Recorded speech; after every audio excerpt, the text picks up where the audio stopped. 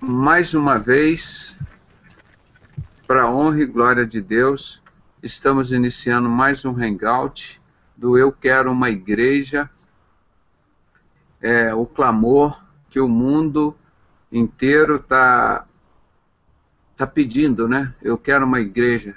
Estamos cansados de tantas religiões, de tantos enganos, de tantos falsos profetas, e o mundo, graças a Deus, de repente acordou e começa a clamar, eu quero uma igreja. As pedras estão clamando, não é? Quem são as pedras? Somos nós, né? Que Jesus disse que nós somos as pedras e ele é a pedra angular, a cabeça, né? Então as pedras estão clamando. As pedras estão clamando. Eu quero uma igreja.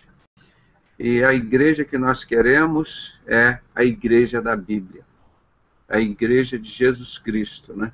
Então, todas as noites, todo esse grupo aqui de apologetas, né? A minha Bíblia tem até apologética, né? Tem alguns comentários apologéticos. Mas nós estamos todos aqui, todas as noites, e milhões de pessoas no mundo, querendo uma reforma, né? Mas não é simplesmente uma reforma, nós queremos uma igreja. Reformar o que está errado é perda de tempo, botar remendo novo em pano velho. Então o que nós queremos é voltar à origem, à igreja primitiva, à igreja de Cristo.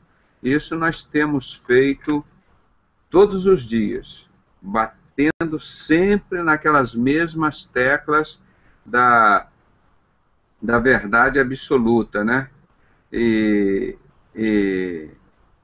nós vamos falar aqui de perseguições hoje, seitas, heresias, é muita coisa aqui que a gente tem para falar, e nós ficamos assim, irmãos, tanta coisa interessante. Você abre a Bíblia aqui e vê, não, hoje nós vamos falar disso, vamos falar daquilo outro.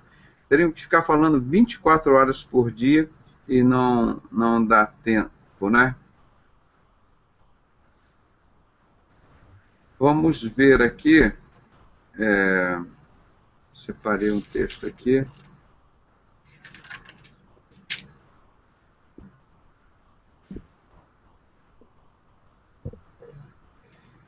Opa, vamos pedir que um irmão que sentiu o desejo, são todos aí participantes da Igreja de Cristo, né? Todos irmãos maravilhosos, né? Que nos ajudam aqui, cooperam conosco. Nós vamos pedir que os irmãos, o irmão que se sentir tocado por Deus, quiser fazer essa oração, pedindo que Deus nos guarde e abençoe nesse trabalho de hoje, e pedindo para que o mundo, onde que o povo está sendo perseguido, né? Que Deus possa guardar esse povo, né? E, sei lá, é muito triste, irmão, nós vermos assim, tratado um assunto assim. É bom a gente falar do amor de Deus, da alegria, mas são coisas que estão acontecendo, nós não podemos enfiar isso por baixo do tapete, e nem mesmo dizer que isso não está acontecendo. Nós estamos mostrando aqui dos motivos como eles agiam no passado, mas hoje tem Inquisição moderna, e nós vamos falar, não sei se hoje vai dar tempo, mas nos próximos dias também, né? Vamos ver aqui, tem uns versículos aqui que eu depois quero mostrar os irmãos acompanharem. Então, quem quer orar para a gente aí? Hein? Vê aí, vou desligar meu microfone. O irmão ora aí para a gente, pedindo a bênção desse programa de hoje, e que Deus tenha misericórdia da igreja, que vem há 2000 anos sendo perseguida. Vamos pedir para que Deus nos dê força para continuar firme na palavra dele. Porque está difícil, irmão. Está difícil, mas nós não podemos desistir nunca. Mas é melhor na situação que nós estamos do que de enganado lá no mundo. Eu vou desligar aqui, o irmão que sentiu o desejo pode orar em nome de Jesus.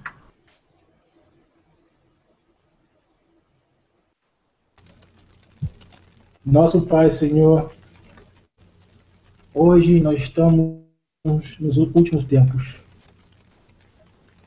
Abre os olhos dos nossos irmãos e das pessoas que estão saindo das igrejas falsas ou qualquer religião falsa. Hoje é um dia que você profetou para todos nós que ia acontecer. Eu espero que essas informações que dá uma alegria no nosso coração, porque às vezes o ser humano pode se lastimar muito porque a tristeza do mundo que está acontecendo agora. O Senhor abençoa a todos, abençoa a nós para conseguir no caminho que o Senhor quer que nós vamos. Às vezes esse caminho não é fácil, mas nós temos que aturar até o dia da sua chegada.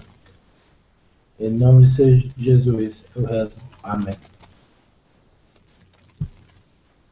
Amém. É isso, irmãos. Até Jesus voltar, nós temos que manter esse desafio, né? E nós vamos citar hoje, não sei se vai dar para mostrar aqui, porque eu não separei, são alguns versículos, mas eu os tenho aqui. Se os irmãos puderem acompanhar nas suas Bíblias, o Mateus 5,10 nós citamos sempre aqui, né? Bem-aventurados que sofrem perseguição por causa da justiça, porque deles é o reino dos céus. E Mateus, nós citamos sempre. Vamos ver aqui o Mateus 13:21, os irmãos acompanharem aí. Olha, aqui diz o seguinte: mas não tem raiz em si mesmo, antes é de pouca duração. E chegada a angústia e a perseguição por causa da palavra, logo se ofende. Mateus 13:21.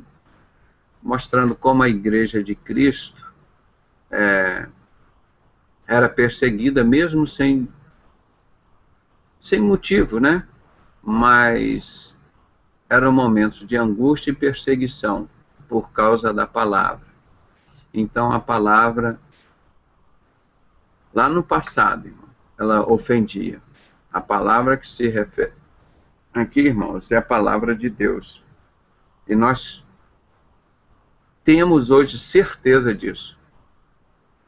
Porque o próprio apóstolo Paulo chegou e dizia assim aos Gálatas: eu vou me tornar seu inimigo porque vos conto a verdade. É muito triste isso, né? Como o povo gosta do engano, da morte, do pecado. Então esse é um versículo para a gente lembrar. Queria deixar aqui também Marcos 4:17. Marcos 4:17. Mas não tem raiz em si mesmo, antes são temporãos, depois sobrevindo tribulação, perseguição por causa da palavra, logo se escandalizam. É o mesmo sentido do Marcos 13:21, sendo repetido por Mateus 13:21 e sendo repetido aqui por Marcos 14:11, mostrando que a palavra de Deus incomoda e escandaliza. Por isso nós temos sido escandalizados. Você vê, quando eu penso que nós temos lido da última vez a carta de apóstolo Paulo aos Coríntios, capítulo 13, onde ele fala da excelência do amor. Como é que as pessoas têm coragem de matar um um cristão da forma do apóstolo Paulo? Qual a acusação? Só se for essa. A palavra deles nos escandaliza, nos incomoda, a palavra de Deus. É isso que nós estamos falando aqui, é incrível, irmão. Mas isso era 2000 anos atrás e hoje muito mais. Olha como que eles se preparavam para perseguir o apóstolo Paulo e o povo. Olha aqui. Mas os judeus, esse é Atos 13, versículo 50. Mas os judeus incitaram algumas mulheres religiosas e honestas e os principais da cidade e levantaram perseguição contra Paulo e Barnabé e os lançaram fora dos seus termos. Você vê como eles foram manipulando esses judeus da sociedade secreta. É isso que acontece comigo, irmão. Vocês não têm ideia quanto que eles vão fomentando a cabeça das pessoas, falando isso, falando aquilo, Pedrosa é isso, Pedrosa é aquilo, e não sei o que, não sei o que. Mas pode falar de mim o que quiserem, me destruir. Mas o que não podem dizer é o que eu falo não tem fundamento bíblico e não procede de Deus. Isso não podem dizer. Porque o que incomoda na realidade não é o Pedrosa, mas o que Deus usa aqui, o que sai da boca do Pedrosa, o que sai da nossa boca para falar para esse povo. Isso, repetindo, mas os judeus incitaram algumas mulheres religiosas e honestas e os principais da cidade e levantaram perseguição contra Paulo e Barnabé e os lançaram fora dos seus termos. Atos 13, 50. Só nós estamos colocando aqui alguma coisa para os irmãos verem como a palavra de Deus incomoda. Agora vamos ver Atos 14, 1. E aconteceu que em Icônio entraram juntos na sinagoga dos judeus e falaram de tal modo que creu uma grande multidão, não só de judeus, mas de gregos. Então, era isso que incomodava. As pessoas se convertiam com a palavra de Paulo, né, de Silas, né? Isso aí, e aconteceu que em Icônio entraram juntos na sinagoga dos judeus e falaram de tal modo que creu uma grande multidão, não só de judeus, mas de gregos. Então, o que eles faziam? Botaram eles para fora da sinagoga. Aí não deixavam o mesmo que tem acontecido conosco e um montão de gente. Quando você vai lá, começa a pregar a verdade, o povo começa a acordar e sair, aí diz, não, aquele cara é louco, aquele cara é evangelho, aquele cara é doido, aquele cara é evangelho. É isso mesmo. Romanos 8:35. Quem nos separará do amor de Cristo? A tribulação, ou a angústia, ou a perseguição, ou a fome, ou a nudez, ou o perigo, ou a espada. Romanos 8:35. Então eu quero encerrar essa participação aqui com Romanos 8:35. Quem nos separará do amor de Cristo? A tribulação, ou a angústia, ou a perseguição, ou a fome, ou a nudez, ou o perigo, ou a espada. E assim que a igreja de Cristo, irmão, tem padecido por esses momentos de perseguição. É isso que nós ficamos injuriados, irmão. De todas as formas, eles tentam convencer os cristãos, prejudicando nos seus concursos, nos seus trabalhos, nas suas famílias, retirando os bens dele, botando na justiça com falsas testemunhas, com falsos juízes, com falsos profetas. E a igreja vem 2000 anos assim. E isso não é novidade para a gente. Eu sei que se for abrir aqui para todos os irmãos contarem as suas lutas que eles têm passado e padecido por quererem andar dentro da palavra de Deus, obedecer o que está aqui dentro da palavra, é fogo. O caminho largo é muito mais fácil. Nós vamos continuar aqui mostrando, da outra vez, nós pegamos, esses são vários assuntos, eu peguei uma das revistas, né, para a gente, senão a gente fica falando aqui dessas tragédias aqui, essas coisas horríveis a vida inteira. Mas nós temos que mostrar, porque hoje essas tragédias, elas acontecem de formas diferentes.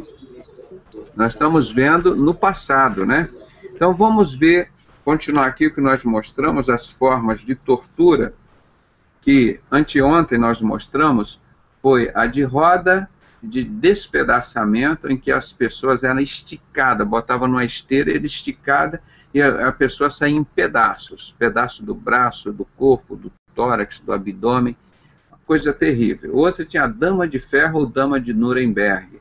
A pessoa era colocada dentro de espécie de um sarcófago, e ele cheio de pontas, e ali você era exprimido ali dentro, e aquelas pontas entravam tanto pela frente quanto por trás, no corpo todo, e você ficava ali até morrer. O berço de Judas, nossa, isso aqui parece que era terrível, irmãos. Isso aqui, ó, quando botava a pessoa sentada ali em cima dessa pirâmide, tá? Botava a pessoa sentada aqui em cima dessa pirâmide, e com aquele arco que ele era amarrado à cabeça, o pescoço dele, ele subia a pessoa e deixava a pessoa cair, com o ânus, o testículo, a vagina, em cima desse negócio, espedaçando. Você imagina o testículo, a dor que é quando o jogador leva uma bolada ali embaixo? Você imagina a dor que os cristãos levavam. E assim iam outros métodos, né, de cabeça para baixo, que era a cadeira das bruxas, a pera que eles insuflavam, ela é aumentando de tamanho dentro da boca, distendendo a boca, ou você vê como o dente é sensível, né? Você imagina aquilo esticando a boca, ou no ânus ou na vagina. Eles colocavam aquilo e ia dilatando a pessoa gritando. Ó, essa peça aqui, ó. Entendeu, irmão? Nós só estamos passando rapidamente, não vou entrar em detalhes agora, né, que nós já falamos da semana passada, os detalhes. Coisas assim, desumanas, né? Essa cadeira aqui, ó, que vocês podem ver que tem prego para todo lado, ó. Prego para... Aí a pessoa era sentada e amarrada e apertada por cima dos pregos, né? Era um troço terrível. Outros aqui botavam um peso enorme nos pés da pessoa e depois pendurava a pessoa, esticando a pessoa, com os braços para cima. E os caras aqui olhando e rindo, né? Isso aqui era chamado de o cavalete. Agora nós vamos falar aqui o esmaga-cabeça. Ai, que coisa terrível, irmão. Mas os irmãos nos perdoem esse assunto, triste assunto, mas nós temos que conhecer, irmão, para nós valorizarmos isso daqui, ó. Para nós valorizarmos isso daqui, ó. Porque até essa palavra ter chegado até nós, muitos cristãos pagaram preço alto, como nós mostramos aqui já na fase moderna. O capitão William Morgan, que foi sacrificado no dia 11 de setembro de 1826, covardemente, por um grupo de quase 100 maçons, e depois não ficaram na impunidade. Um troço assim, vergonhoso, do mundo ter vergonha de ser gente. E aquele tempo todo, o Martin Luther King, quando tentou lutar para libertar os negros, para que houvesse igualdade no país, mas não queriam, eles queriam exterminar o negro, eles queriam a raça ariana, e não sei, você vê os objetivos deles são outros, né? Então, e ele disse uma coisa que eu repito sempre, muito bonito: o que me assusta não é o barulho dos maus, o que me assusta é o silêncio dos bons. Então, essa coisa que nós estamos falando aqui hoje é triste, mas nós temos que mostrar para nós valorizarmos o que se pagou para esse evangelho chegar até nós aqui. O evangelho foi dado de graça, e essas pessoas foram entregando as suas vidas, como muito de nós estamos sendo sacrificados na nossa família, no nosso meio, na nossa sociedade, nos nossos locais de trabalho, na comunidade onde moramos. Então, o negócio é muito triste. Então, vamos ver aqui, ó. Hoje nós vamos ver aqui o esmaga-cabeça, para os irmãos terem ideia do aparelho que está aqui, ó. Olha aqui, o esmaga-cabeça.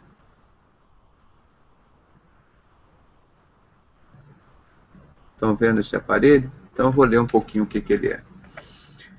Como um capacete, a parte superior deste mecanismo pressiona através de uma rosca girada pelo executor a cabeça da vítima, de encontro à base na qual encaixa-se o maxilar. A cabeça assim, tipo aquele exame que você faz de oftalmologia, né? Apoia o queixo assim e fica olhando no aparelho lá da oftalmologia, ficava com o queixo aqui, e eles depois, tipo aquele sargento, né? Quem trabalha com carpintaria conhece aquela ferramenta que você passa a cola em duas madeiras, coloca ela ali, aí coloca no sargento e vai enroscando ali, ele vai apertando, vai comprimindo. E é exatamente isso daqui que eles faziam. A cabeça não tinha como se mover, que ela estava dentro desse cone aqui, ó, não é? E embaixo o queixo preso, então ele ia esmagando lentamente a cabeça. Porque quando você sofre um traumatismo crânioencefálico, por exemplo, num acidente de moto, isso aqui bate, você entra em coma imediatamente. Você praticamente não sente. Agora, isso aqui era o esmagamento do crânio, você ia sentindo lentamente, o negócio era torturar, não era só fazer sofrer, não. Por que as pessoas faziam isso? Olha, você vai aceitar Jesus ou não? Você vai querer a igreja paganizada ou a igreja de Cristo? E tinham pessoas machas, pessoas corajosas, pessoas fiéis. Ela pode esmagar o meu crânio, mas eu não vou negar Jesus. E aí, por amor a essas pessoas que o evangelho veio chegando até nós. Então ele mostra que, apesar de ser um instrumento de tortura, há registro de vítimas fatais que tiveram os crânios literalmente esmagados por esse processo. Neste caso, o maxilar, por ser menos resistente, é destruído primeiro, logo após o crânio rompe e deixa fluir a massa cerebral. Que comentar sobre isso? Só dizer, o amor de Deus é muito grande. Aqueles que servem ao Deus verdadeiro, só por um amor muito grande, esse Deus verdadeiro você é capaz de suportar um negócio desse. Isso porque a igreja paganizada queria que todos aceitassem, que na ocasião era a igreja do Constantino. Ele queria fazer um ecumenismo. Todo mundo ia ficar com a igreja que o governo romano tinha na sua mão. E junto com eles, vamos dizer, o Papa, o que coordenava essa igreja. Então era um poder político e religioso na mão de duas pessoas. Eu sempre digo, a figura de um falso profeta e um político que é um anticristo. Então, essa imagem das duas bestas, você vai ver que sempre tiveram no poder, um poder religioso e um poder político. Como eu digo, aqui no Brasil, quando começaram em 1500, veio a igreja paganizada, representando a besta, o falso profeta de Apocalipse 13, e o anticristo, o poder financeiro, o poder político, era dos cavaleiros templários. Sempre vocês vão ver na história.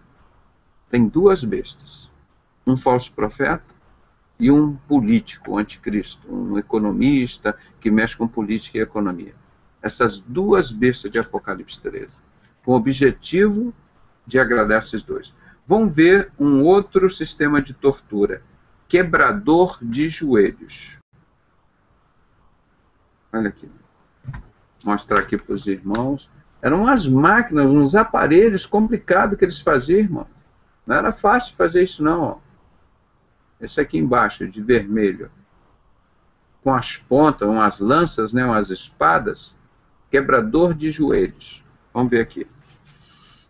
Aparelho simples composto por placas paralelas de madeiras unidas por duas cordas.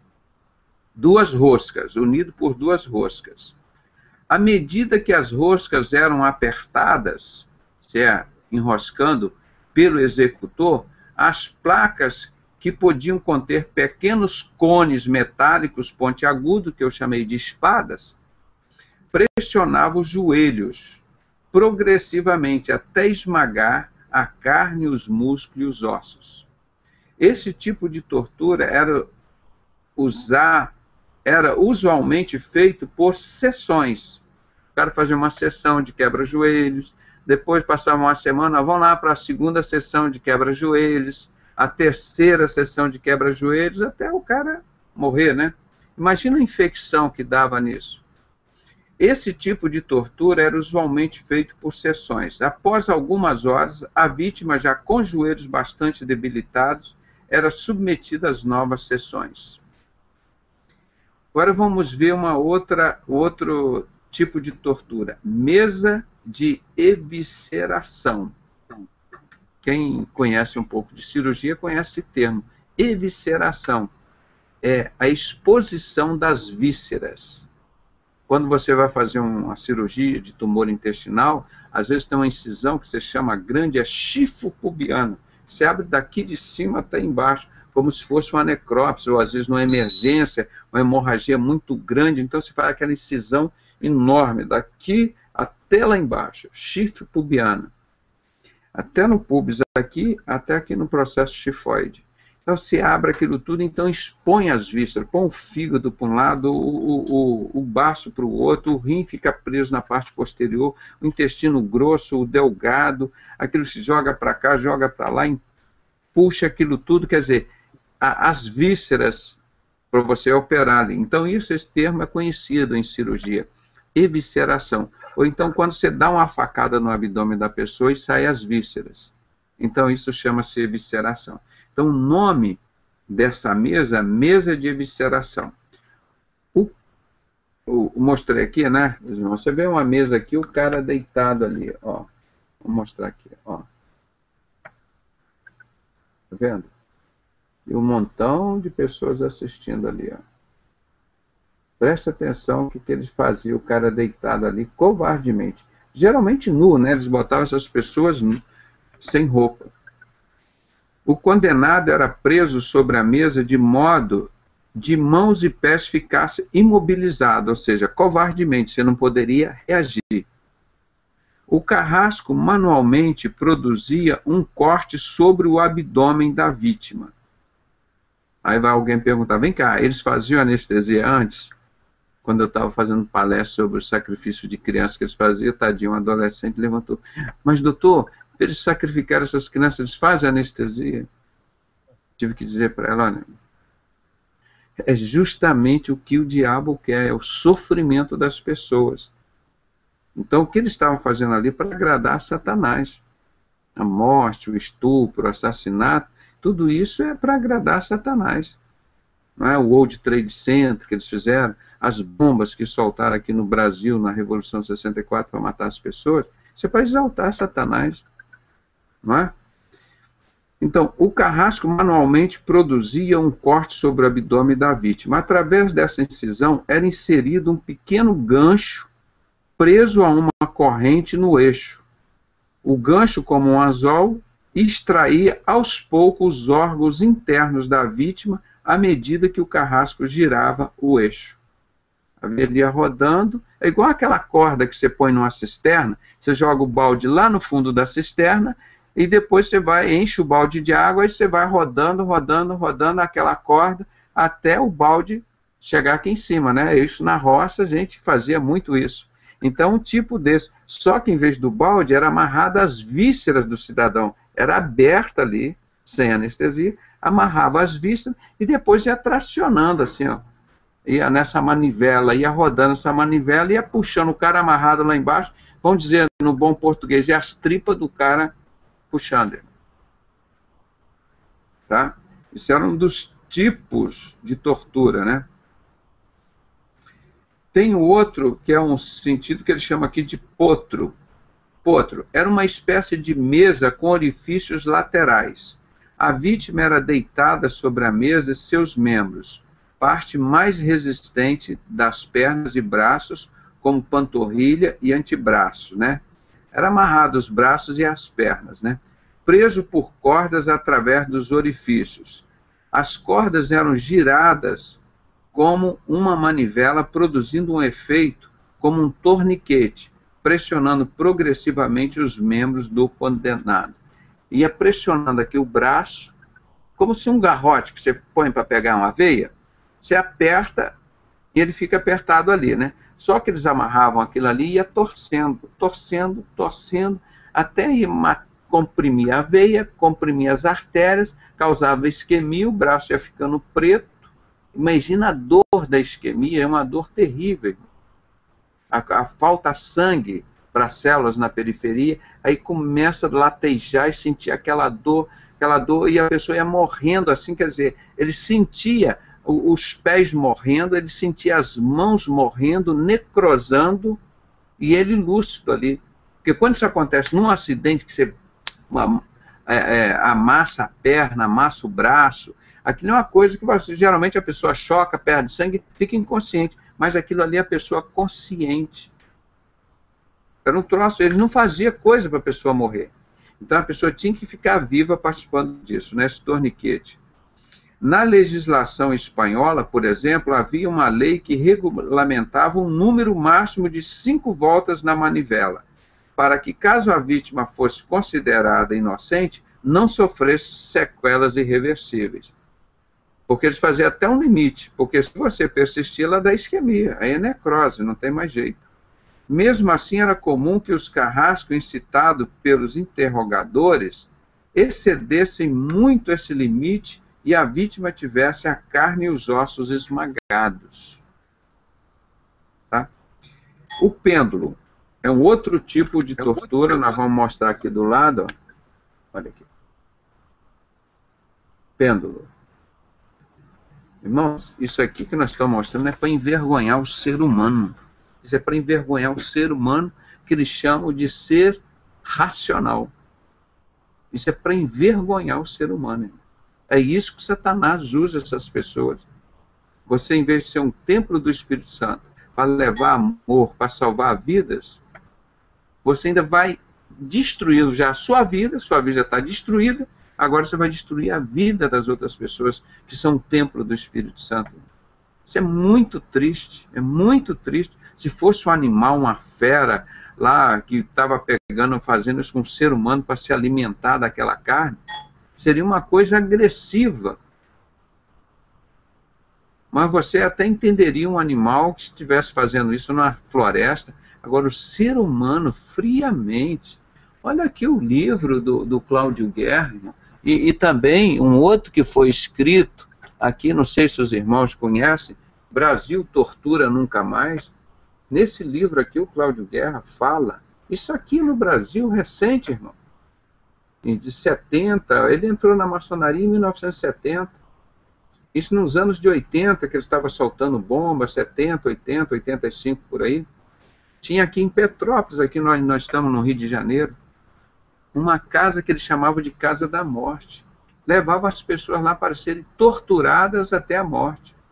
E ele disse aqui que esse chefe dele, ou esse perdigão, ele enchia a cara de cocaína, ele pegava uma carteira, um documento assim, botava aquela carreirinha assim, tipo a carteira de motorista, enchia a cara de cocaína. Isso que eles estão aí. Ah, vamos legalizar a droga, né?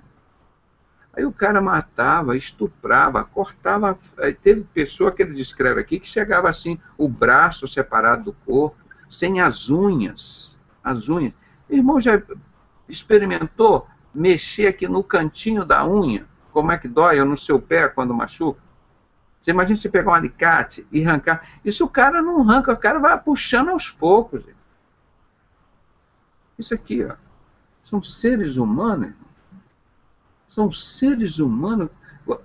Eu fiz anestesia, irmão, que a gente luta para que a pessoa não sinta nada, se beneficie de uma cirurgia, como nós fizemos hoje, uma cirurgia grande, para ajudar a pessoa que ela fique livre daquele tumor e que fique sem dor.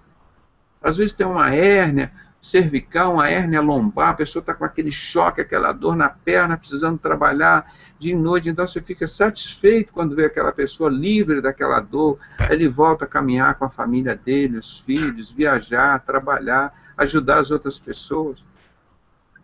Agora você consegue imaginar seres humanos, nós estamos falando isso do passado, irmão. Isso hoje ainda acontece. O que nós somos evoluídos? O que nós temos de moderno, irmão? se a maldade é a mesma. De Caim matar o irmão, ele tinha um único irmão, ele só tinha pai e filho. Eu disse que Caim matou 25% da população do mundo, porque eram 4 pessoas e o Caim matou Abel. Então ele matou 25% da população do mundo. Era uma violência tremenda, irmão. Porque entrou o pecado no homem. A coisa é o pecado que entra no homem, e o pecado ele tem nome, é pombagira, é Satanás, é o tranca-rua, que o ex-bruxo tio Chico conta isso detalhadamente, quando incorporava aquele, como aí tem desejo de tomar sangue, aí beber sangue de criança. Nós temos um vídeo que nós mostramos na Praia da Bahia, a mulher falando, eu quero que você me arranje 7 crianças, de preferência 7 meses, senão vou destruir você e sua família. É isso aí, irmãos. A pessoa deixa esse espírito imundo entrar dentro dele e ele faz isso a qualquer momento. Então, é isso que nós estamos dizendo, são pessoas endemoniadas.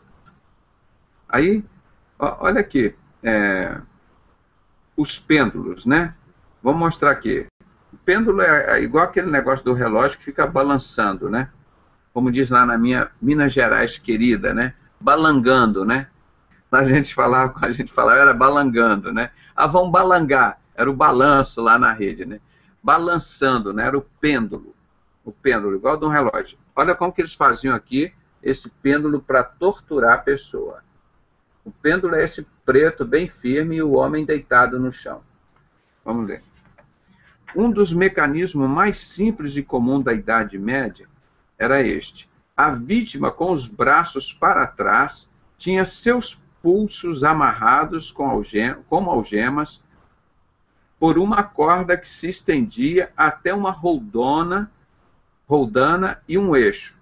A corda, puxada violentamente pelo torturador através deste eixo, deslocava os ombros e provocava diversos ferimentos nas costas e braços do condenado. Também era comum que o carrasco elevasse a vítima a certa altura e soltasse repentinamente, interrompendo a queda logo em seguida. Então ele viesse caindo assim, ele ia cair no chão, travava a corda, né? Aquele tranco, né? Jogava o corpo lá em cima, antes de chocar no chão, segurava aquele tranco, né? E esse pêndulo ficava essa coisa pontiaguda batendo em cima da pessoa. Desse modo, o impacto produzido provocava a ruptura das articulações e fratura de ossos. Ainda para que o suplício fosse intensificado, algumas vezes amarrava-se pesos às pernas do condenado, provocando ferimentos também nos membros inferiores. O pêndulo era usado como uma pré-tortura antes do julgamento. Isso aqui era só a pré-tortura, viu, irmão? Imagina, que coisa, irmão. Que coisa que a igreja passou, irmão. No futuro as pessoas ainda vão dizer, olha, aquele pessoal de 2012, Deus vai revelando as coisas, olha como que eles não sabiam o que estava acontecendo com eles. Método de execução, serrote. Uma pessoa aqui, vamos dizer, um cristão de cabeça para baixo, e 2 caras serrando, vamos dizer, no caso, a mulher, pegando ali a vagina e o ânus, começando a serrar dali até a cabeça.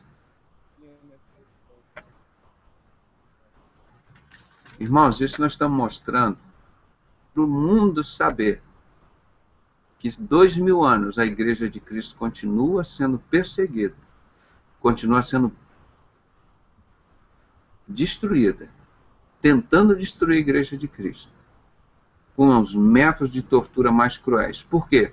A Igreja de Cristo não mata, a Igreja de Cristo não rouba, a Igreja de Cristo não adultera, ela não é viciada em bebidas alcoólicas, ela não é viciada em cocaína, em drogas, nem roubos.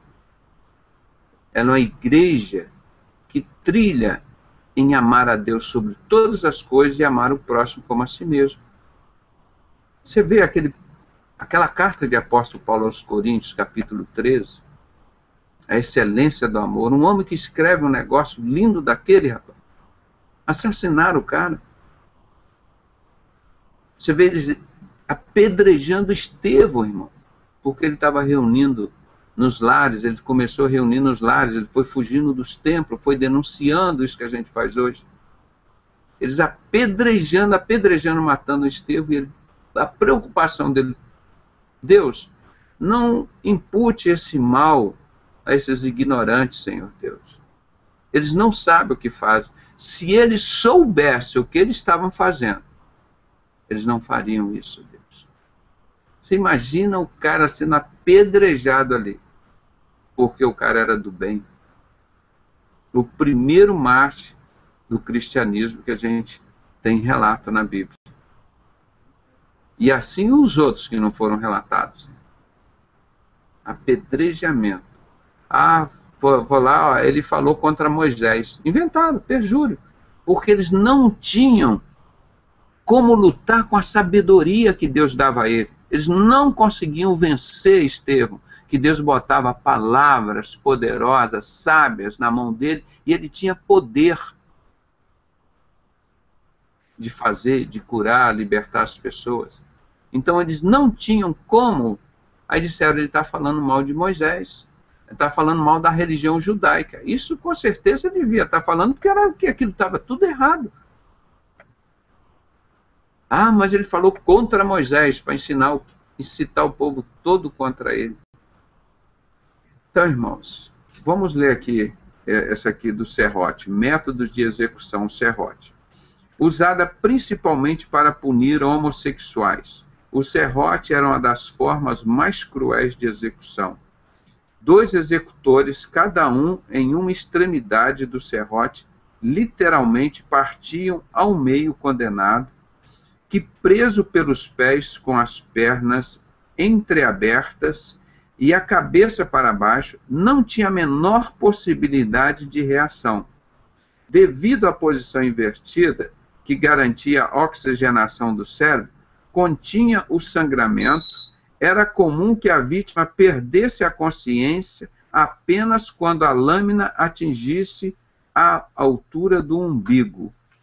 Você imagina, irmãos? Vocês me perdoem eu estar mostrando para vocês valorizarem esse evangelho da igreja primitiva de Cristo. Não é esse evangelho covarde do Bispo Macedo que nós estamos falando aqui. Não é esse evangelho covarde do Silas Malafaia. Não é esse covarde, esse evangelho covarde aí, que explora as pessoas, que vende o evangelho a preço ralé, como esse Valdomiro Santiago, que ainda vai extorquindo essas pessoas. Não é esse evangelho que nós estamos falando, não, irmão. Nós estamos falando do evangelho da igreja de Cristo. Eles eram tão preciosos, irmãos, que eles entregavam as vidas deles para sofrerem. Não é chegar, eu quero te dar um tiro no peito e matar. Era o prazer de torturar. Quando nós falamos, nós entramos nessa briga, que no Brasil desaparece 50 mil menores, é covardia satânica, e ninguém fala nada, porque são criminosos. O Brasil é um país criminoso, é um país de criminoso, de bandido, porque onde você vê que se desaparece 50 mil menores por ano num país, e são punidos só 2,5% a 5%, tem 3 formas de você ser criminoso. Aquele que pratica o crime direto, como o ex-bruxo tio Chico fazia.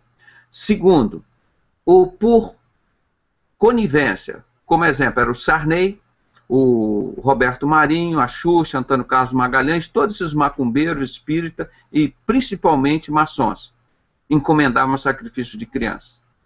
E omissão, todo o restante do povo brasileiro que sabe disso e fica calado. Então é um país criminoso, irmão. Isso fazer contra uma criança. Agora que eles pegavam um cidadão assim, amarrava de cabeça para baixo, o cara não tinha a menor defesa, irmão. Isso é covarde. Isso é aquela igreja covarde de Laodiceia, que não é quente nem é fria. É morna. Que está em cima do muro. Essa é covardia. Como eu disse para o Cláudio Guerra, Cláudio Guerra, o que você fazia era fácil. Era covardia. Agora eu quero ver você ser um homem, ser pastor e contar a verdade. Agora eu quero ver você um homem. 1 João 4,18. Quem ama lança fora o medo. Irmãos, os problemas que esse homem já passou e tem passado. Ó. Isso que ele fazia com o revólver aqui, matava e ficava impune. Impune. Porque o maçom, o chefe dele, dava a lista, o outro lá, que eu não me lembro agora, o general, ó, mata fulano. Esse cara está nos incomodando. Mata o fulano. Ia lá e matava. E ficava impune. Isso é fácil fazer, isso é covarde. Agora, difícil é ser agora, como que ele é um pastor, um homem que ama o próximo e dá a sua vida pelas suas ovelhas. Isso que é difícil. Não é? Então, eu fui o único no Brasil que teve coragem de contar, porque todos os outros são covardes, são criminosos. E era o único que estava preso, viu, irmão? Por isso que nós fizemos campanha aqui na internet. A juíza não vai soltar, ele vai soltar sim. Todos os outros bandidos assassinos estão presos, estão soltos. Só porque esse aqui se arrependeu, converteu a Jesus Cristo, ele vai ficar preso. Você vê o preço de quem segue a Jesus, irmão. Então esse continua, irmão. Ele ficou 90 dias sem sair da cela, porque eles botaram num presídio para ele morrer, lá em Viana, no Espírito Santo. Onde eu vim de lá ontem. Botaram ele lá para morrer, mas Deus preservou a vida dele para ele contar essa verdade. De quem? Da sociedade secreta, maçonaria. Ele era grau 18, irmão. E uma sociedade dessa que prega liberdade. Como é que é isso, irmão? A liberdade é eles poderem matar quem eles querem, liberdade para eles. A direita, a esquerda matou um montão de gente, todo mundo se deu bem. Quem se ferrou foi você, o povo brasileiro, que ainda tem que indenizar as pessoas que eles mataram. Legal. Eles pegaram terra, pegaram um montão de coisa, poder, dinheiro, grana, receberam muito dinheiro dos Estados Unidos para fazer essa desgraça aqui no Brasil. Aí pegaram o Brasil e entregaram para os Illuminati, que nem o maçom Fernando Henrique Cardoso, que é tortura maior do que essa, entregar em 8 anos de governo 70% do Brasil. Está no vídeo que eu vou mostrar em breves dias aí, que eu já mostrei. A doutora que foi, que trabalhou na investigação aí das dívidas do Brasil, vai ser tortura também, gente. Então vamos ver aqui essa que nós estamos falando do serrote, né? Então, devido à posição invertida que garantia a oxigenação do cérebro, continha o sangramento. Era comum que a vítima perdesse a consciência apenas quando a lâmina atingia a altura do umbigo. Quer dizer, a pessoa ia ficando consciente até esse momento. É muito terrível. Outra, espada, machado e cepo. Isso aqui é o 3 em 1, né? Já dá para o irmão perceber. Espada, machado e o cepo. O cepo é um pedaço de madeira assim redondo, e quando se batia no pilão, não tinha aquele pilão para socar milho, amendoim, você trabalhava lá na roça, aquele pilão, aí tinha aquele cepo, era uma madeira com uma coisa grande, assim, uma cabeça redonda assim de madeira, né? E aquilo era um negócio pesado para se bater. Então, as decapitações eram a forma mais comum de execução medieval. A decapitação pela espada, por exigir uma técnica apurada do executor e ser mais suave que outros métodos, era geralmente reservada aos nobres. Então, os nobres eles eram executados, mas sem sofrimentos. Era uma técnica especial que a navalha pegava de uma vez e ele morria logo. Tá? Então, isso era para os nobres. O executor que apurava a sua técnica em animais e espantalhos ceifava a cabeça das vítimas num único golpe, horizontal, atingindo o pescoço do condenado. Imagina, o cara era um herói, tá vendo? Ele consegue matar a pessoa, cortar a cabeça da pessoa num movimento só, numa espadada só. Você imagina que trauma, que coisa.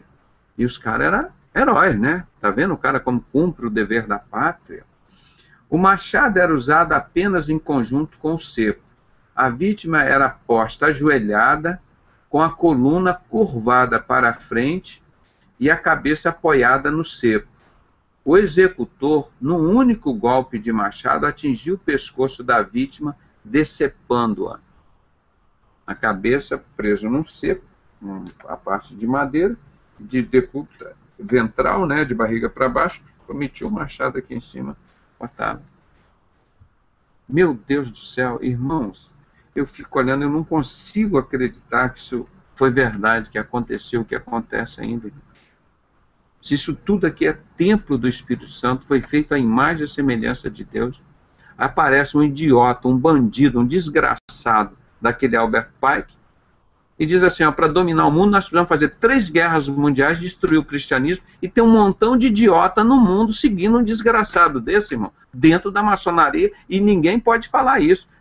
A loja maçônica aqui de São Paulo, irmão, eu tenho tudo gravado, já mostrei, tá aí para os irmãos.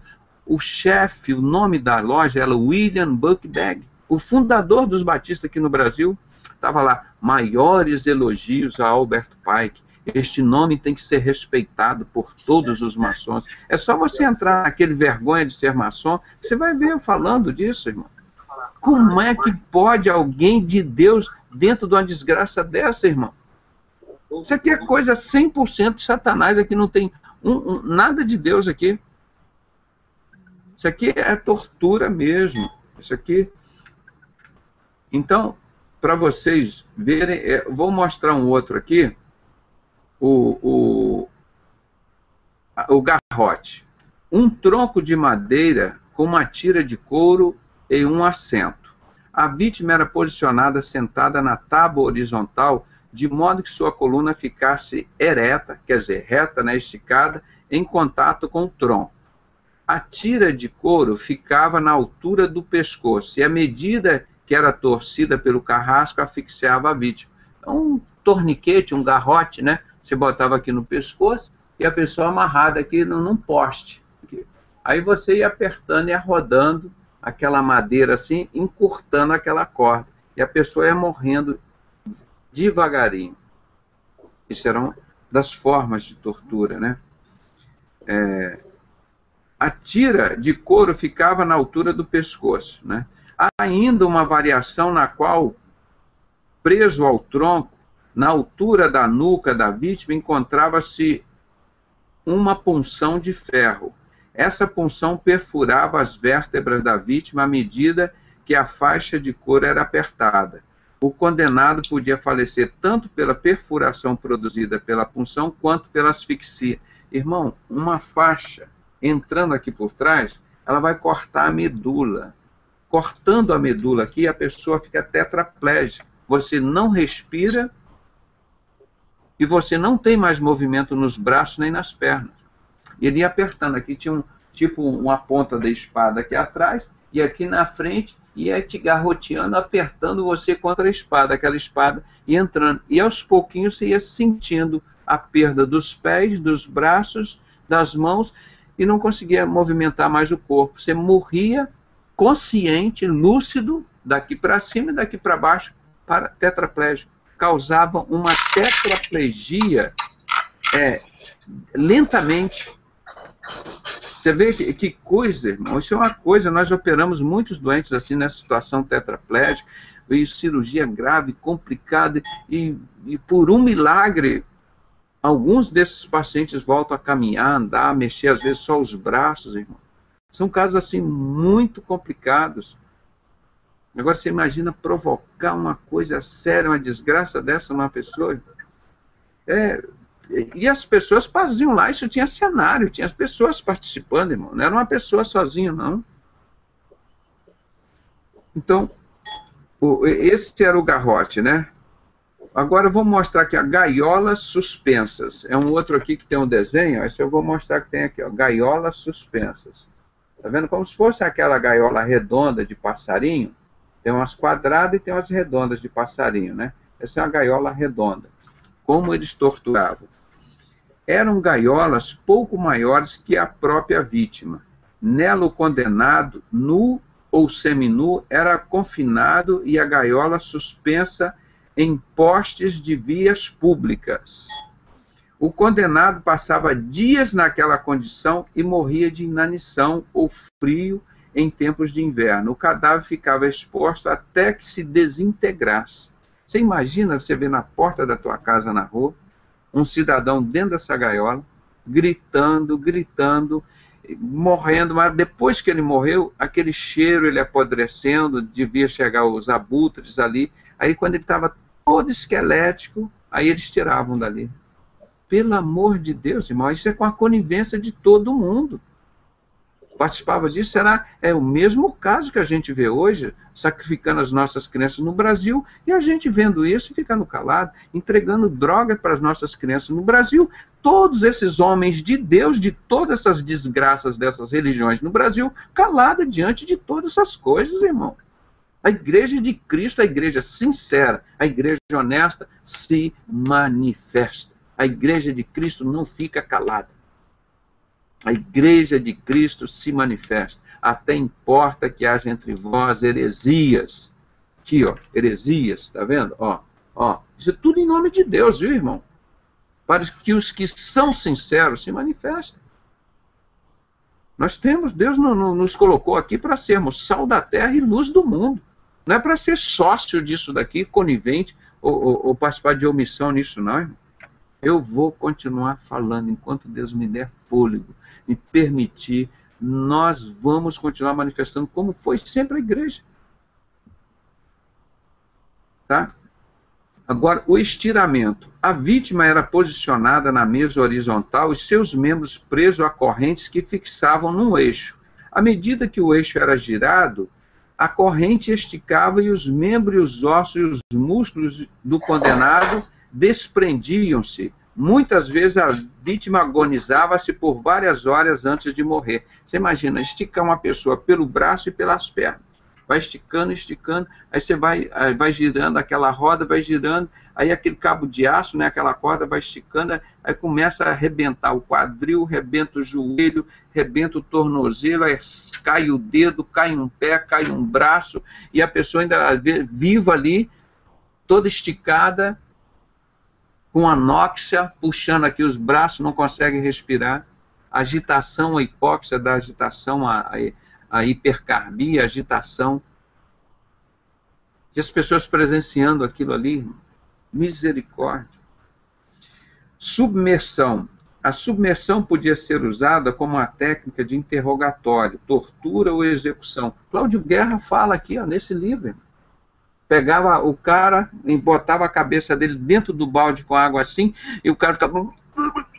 Quando o cara estava roxo ali, quase morrendo já, aí ele deixava o cara pensa, agora eu vou descansar, vou morrer. Aí o cara voltava a respirar, aquele sufoco, aquele desespero aí, voltava de novo, mais tortura no cara. Esse é o trabalho que nós estamos fazendo, mostrando, irmãos, denunciando. Aqui, ó. Neste método, a vítima é amarrada pelos braços e suspensa por uma roldana sobre um caldeirão que continha água ou óleo fervente, irmão.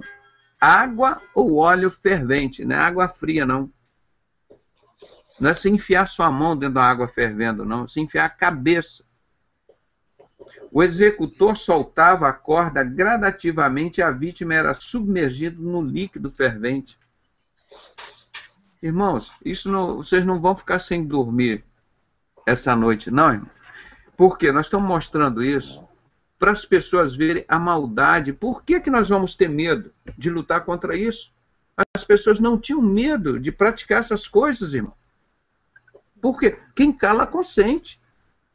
Porque quando eu mostrei uma criança sacrificada, que ele soltei no Facebook, eu estava lá nos Estados Unidos, que a própria mãe pegou uma criança de 3 anos, decapitou e botou lá, as pessoas não acreditam que eles fazem isso com as crianças, e comeu o coração da criança, como o ex-bruxo tio Chico fez aqui com a criança dele, e disse que ele é mentiroso, que não faz isso. Aí eu mostrei de uma criança lá nos Estados Unidos, a cabecinha num prato, e o restante do corpo dela numa bacia, e um corte transversal aqui, irmão.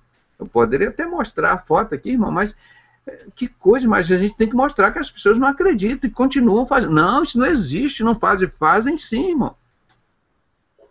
Então, esse serviço aqui, por exemplo, do estiramento, da submersão, e por final, esse aqui da cremação. Ó. Nós vamos mostrar aqui. Tá, da cremação aqui, ó. Tá bem? Ó. Ele diz aqui, ó. Este é um dos métodos de execução mais conhecidos e utilizados durante a Inquisição. Os condenados por bruxaria ou afronta à Igreja Católica eram amarrados em um tronco e queimados vivos. Para garantir que morresse queimada, e não asfixiada pela fumaça, a vítima era vestida com a camisola embebida em enxofre. Aquela coisa do inferno, né? Porque o fogo fica mais ardente, aumenta a intensidade do fogo. Irmãos, era tortura, matar só não era o suficiente, porque pela Igreja Católica na época. Então, todos os outros, isso não justifica um partido político, da direita ou da esquerda, fazer isso com o ser humano, uma religião ou outra, fazer isso como um católico, contra um homossexual, contra um ladrão. Nós temos o ser humano, nós somos todos pecadores, então nós deveremos ser perdoados. Agora você tem que ser consertado. Se é um criminoso, vai pagar pelo crime e não vai ficar impune. Olha aqui, para encerrar aqui, nós vamos mostrar, tá vendo uma fogueira aqui? Eles deitavam, pegavam uma escada, amarravam os pés e os braços, o corpo do cristão ali, com as roupas, para o fogo pegar, e depois que ele estava amarrado, levantava essa escada, ela ficava em pé vertical, aí empurrava essa escada para dentro da fogueira. O cristão caía lá dentro da fogueira, ó, e não conseguia sair. Nós não mostramos vídeo aqui, recentemente, queimando cristão, chutando o cara, batendo os peitos no pé de uma senhora de 70 e poucos anos. Então, isso que nós queríamos mostrar aqui. Irmãos, então, eu vou encerrar agora, porque eu tenho que resolver aquele problema meu, que tem que trabalhar amanhã com o carro, mas nós encerramos esse trabalho aqui, mostrando como a igreja foi perseguida, e nós queremos pedir um irmão, que isso seja um alerta, uma advertência, para nós sabermos quanto foi difícil para isso aqui chegar até nós. Muitas pessoas pagaram caro. Não foi só com a vida, não, irmão. Foi com tortura. E para as pessoas agora estarem desobedecendo isso, descumprindo isso. Isso aqui tem um preço. Primeiro foi o sangue de Jesus.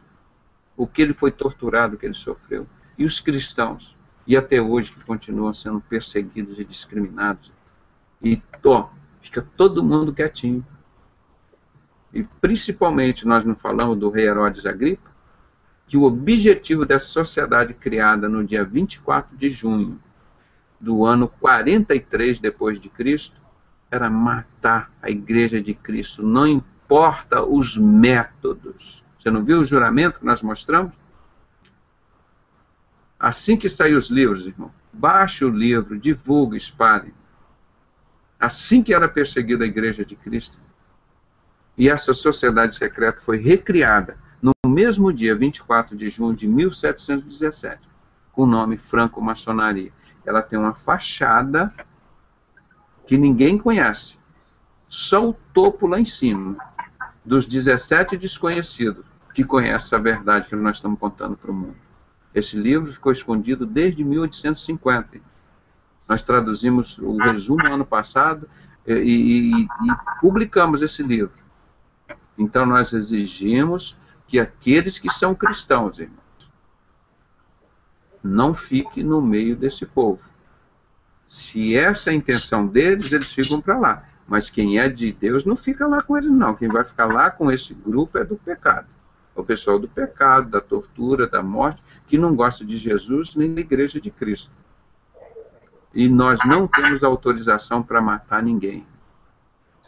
Deus não nos deu essa autorização, porque ele disse, minha é a vingança. Horrível coisa cair nas mãos do Deus vivo. Então, nós vamos encerrar agora com oração. Eu vou pedir a irmã Carla, que está sempre aqui com a gente, tão assídua. Os irmãos aqui mostrando algumas fotos, irmãos.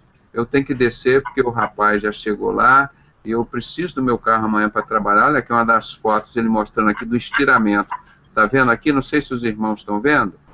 Aqui foi o irmão Anderson que colocou o cristão amarrado pelos pés e pelas mãos e eles puxando a corda, estirando até a pessoa se arrebentar. Tá? Então isso faz parte, irmão. E as pessoas ali, os sacerdotes, dizendo. Então eu peço que a irmã Carla ore, nos perdoe, irmão, mas nós temos que mostrar isso, para as pessoas valorizar um pouco mais como esse evangelho chegou aqui. e como a igreja de Cristo tem sido dois. Aí eles querem dizer que os homossexuais são perseguidos, que são não sei o quê, que são as prostitutas. É a igreja de Cristo, irmão. O mundo jaz no maligno, a coisa que ele mais odeia é a igreja de Cristo. Tá? Então vamos orar agora para a nossa irmã Carla para encerrar esse hangout de hoje. E amanhã, em nome de Jesus, nós estaremos voltando às 21 horas. E, se possível, para a gente amanhã, aí já não vai, sábado não vai ter cirurgia, então a gente continua até um pouquinho mais tarde. Muito obrigado pelo carinho e atenção de vocês todos, irmãos. Reflitam sobre isso, não para criar ódio nos irmãos, mas para criar amor a essas pessoas que deram as suas vidas para que essa verdade chegasse até nós. Para nós usarmos isso como denúncia, mas não como modelo de fazer com as pessoas. A maior arma que nós temos contra tudo isso chama-se amor. É amor, é a maior arma que existe no mundo. E as pessoas não gostam de usar. Gostam de usar Albert Pike, que mandou matar, mandou fazer a Primeira Guerra, a Segunda Guerra, mandou fazer a Ku Klux Klan, queimava os negros nos Estados Unidos, matava, torturava. A máfia. A máfia, quanto cansou de fazer isso e faz ainda? Como foi a máfia aqui no Brasil, o golpe de 64? Da maçonaria, esse povo. Ó, aí, só o Cláudio Guerra que teve coragem de contar. Todo mundo tenta abafar, não é? Mas muito disso que nós vimos. E o que a gente não sabe que acontecia por lá, irmãos? Então vamos pedir a Deus que dê um pouco mais de amor a essa humanidade, essa coisa preciosa que é o templo do Espírito Santo. Oremos com a nossa irmã Carla, em nome de Jesus. Deus Todo-Poderoso.